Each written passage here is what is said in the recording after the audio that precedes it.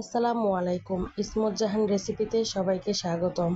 কড়াইয়ে তেল ছিল, মাছ ভেজেছিলাম, সে অল্প কিছু তেল ছিল, সেই তেলেই আমি আবার চুলাটা অন করে দিলাম, কারণ এতগুলো তেল কি নষ্ট করব? যা করি না কেন এই তেলের মধ্যে করব। সামান্য পরিমাণ লবণ দিয়ে দিলাম।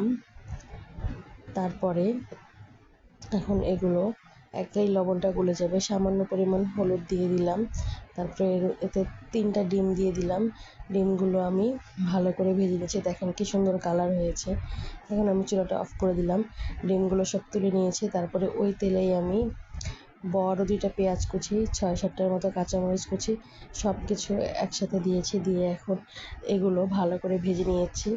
ব্রাউন কালার হওয়া পর্যন্ত অপেক্ষা করব। এই যে খুব সুন্দর করে নাড়াচাড়া করছি। এই যে ব্রাউন কালার হয়ে গিয়েছে। একটু একটু পুড়ে গেছিলো, কারণ আমি ওই সাইডে গিয়েছিলাম। তারপরে তাড়াতাড়ি করে পানি ঢেলে দিই, না হলে সবগুলো পুড়ে যাবে।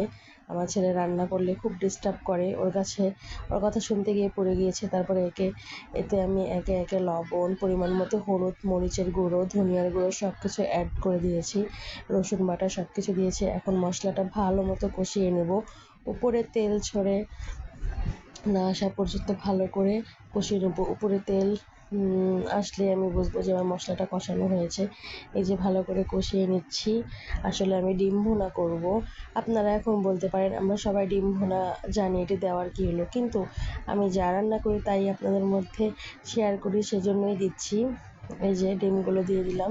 এখন আমি এগুলো ভালো করে মিক্সড করে নিচ্ছি। আমার পরিবারের সদস্য 3 জন, সেজন্য আমি 3টা ডিম দিয়েছি, এবং এটি শুধু দুপুরের খাবার, একবেলার খাবার, সেজন্য আর দিইনি। এগুলো আমি ভালো করে মিক্সড করে নিচ্ছি। আমি লবণ টেস্ট করেছিলাম, আমার আর লবণ দেওয়ার প্রয়োজন হয়নি। এই তো ডিম ভুনা আমার অলরেডি শেষ। এখন আমি চুলাটি অফ করে দিচ্ছি। এরপরে আমি এটি একটি ছোট্ট পাতিলে খালি করে নিয়েছি। আমার রান্না শেষ। আল্লাহ হাফেজ।